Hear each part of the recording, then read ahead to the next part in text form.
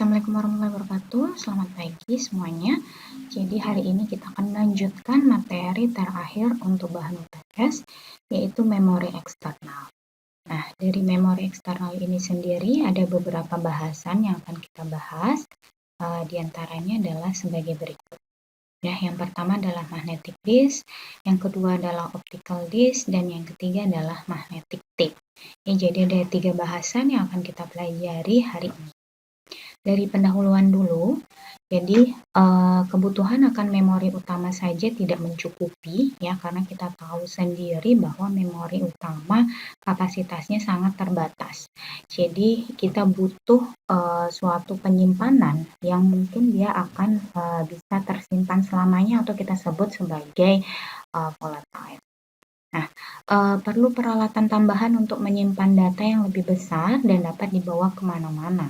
Jadi kalau kita tahu bahwa memori itu adalah sebuah chip gitu ya, atau dia menempel pada perangkat kita, sedangkan kalau memori yang lain yang kita butuhkan itu berarti dia bisa dibawa kemana-mana. Nah, semakin besar peralatan penyimpanan, maka akan mempengaruhi waktu pemrosesan data. Ya, jadi karena kalau kita ketahui juga ya yang sudah dijelaskan sebelumnya, memori tersebut dia semakin kecil kan dia akan cepat untuk mengakses, sedangkan kalau kita gunakan yang semakin besar akan semakin mempengaruhi atau semakin lama dalam waktu pemrosesan datanya. Nah, ada beberapa perangkat penyimpanan, ya jenis peralatan penyimpanan data pada organisasi komputer itu sendiri. Yang pertama ada magnetic disk, ya magnetic disk ini terdiri dari floppy disk, ada IDA disk, ada SGSI disk, ada RAID. Ya, dari optical disk itu ada CD-ROM, CDR, CDRW, dan DVD, serta yang terakhir adalah pita magnetik. Jadi untuk penyimpanan data kita akan bagi 3 penjelasannya, yaitu berdasarkan magnetic disk, optical disk, dan pita magnetik.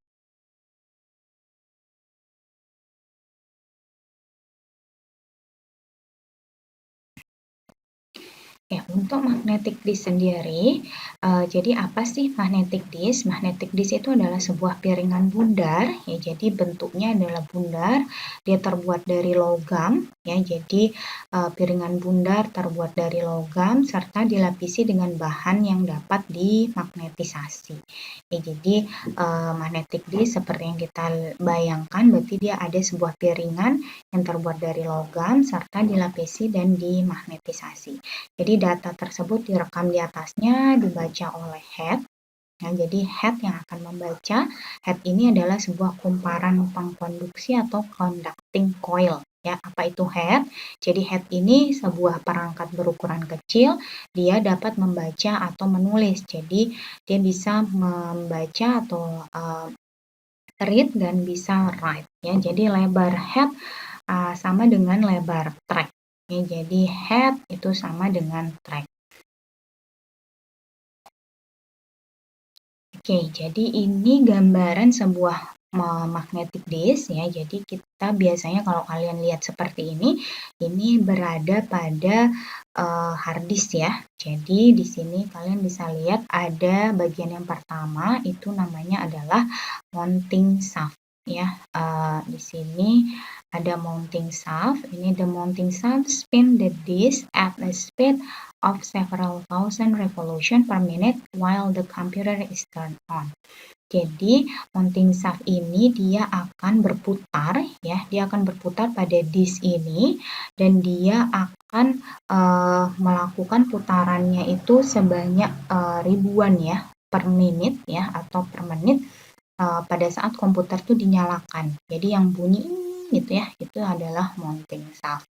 Nah, selanjutnya ada sealed drive. Jadi sealed drive ini hard disk drive machine ya are hermetically sealed inside a case to keep them free from contamination.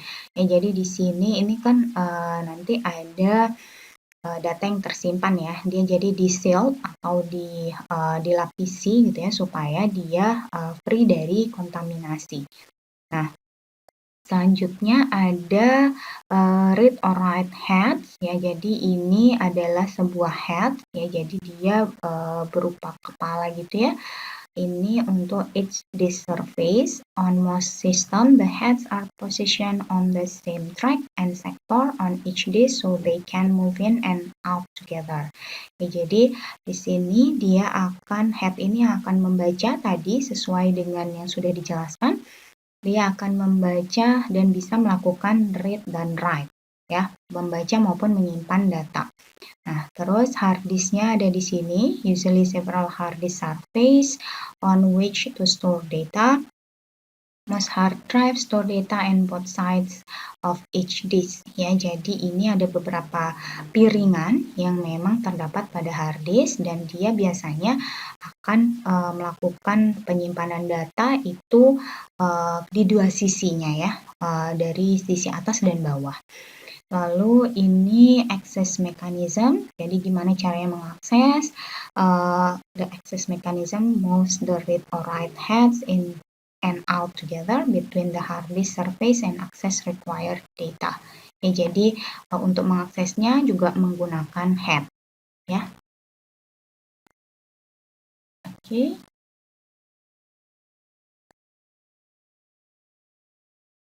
Oke. Selanjutnya ini adalah gambaran ya, gambaran dari hard disk itu sendiri. Ya, jadi di sini kalian bisa lihat ada penampakan hard disknya seperti ini. Contohnya ini adalah dengan merek WD atau Western Digital dengan kapasitasnya adalah 1 terabyte ya. Jadi ini kurang lebih penampakannya dari sisi atas ya, top covernya. Dan di bawah kalau kita balik atau kita buka gitu ya, itu ada HDA. HDA di sini adalah head disk assembly. Itu adalah bagian kritis dari hard disk ya. Dia ini digunakan untuk menyimpan data. Nah, di dalam HDA itu terdapat motor spindle juga. Ya, jadi motor spindle ini nanti dia yang akan berputar supaya dia bisa mencari datanya. Nah, di dalamnya juga itu ada PCB atau printed circuit base ya, printed circuit board ya. Jadi kita bisa lihat di sini ada board yang circuit board ya, yang di printed ya, atau yang di print. Jadi bisa kelihatan seperti ini. Ini gunaannya PCB biasanya bisa untuk kontrol atau pengaturan. Lalu dia bisa untuk memproses data ya. Selain itu PCB juga berguna untuk antarmuka komunikasi ya, dan digunakan untuk keamanan dan perlindungan. Nah, di sebelah kanan ini ada SATA data dan SATA power ya, SATA data dan SATA power. Ini untuk menyalakan gitu ya. Terus di bawah sini ini ada, kalau dibuka lagi ya, ini ada kontaknya, ada MCU ya, di sini microcontroller unitnya, ada memori, ada motor controller dan motor kontak di sini. Ini kalau lebih jelas lagi PCB isinya seperti ini ya. Jadi kalian bisa lihat PCB-nya, isinya ada apa saja di dalam PCB. Jadi ada MCU atau microcontroller unit, lalu ada memorinya juga, ada head contacts, dan ada motor controller. Tidak lupa ditambahkan dengan motor contact. Nah, ini kalau dibuka ya, jadi ada top covernya tadi yang ada di atas ini. Lalu ada beberapa baut ya untuk top cover screws ya. Jadi ada beberapa baut yang digunakan untuk menutup ya. Ini ada top magnet, ada top plater, dan ada HSA. Di sini HDA-nya ada di sini. Oke, kita next.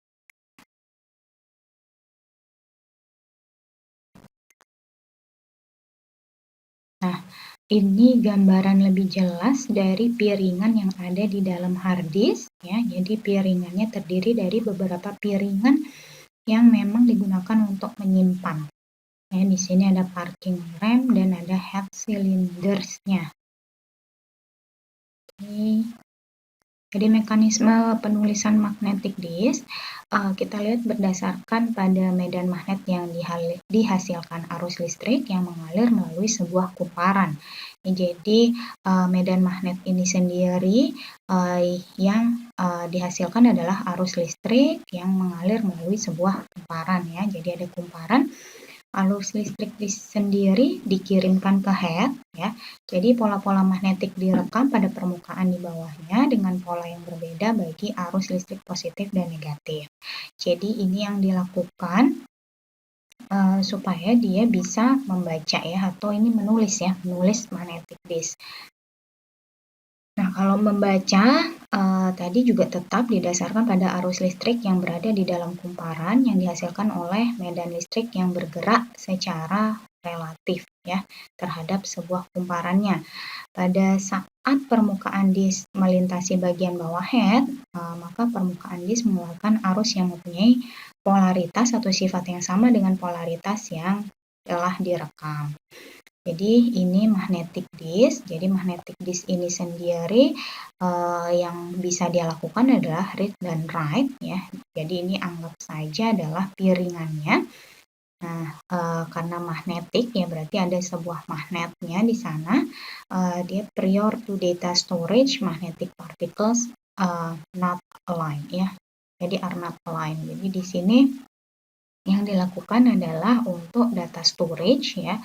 Lalu the read write ya, read or write head inscribes data by aligning each of the magnetic particles in one of two ways. Ya, jadi dia bisa melakukan ini di satu atau dua cara gitu ya. Oke,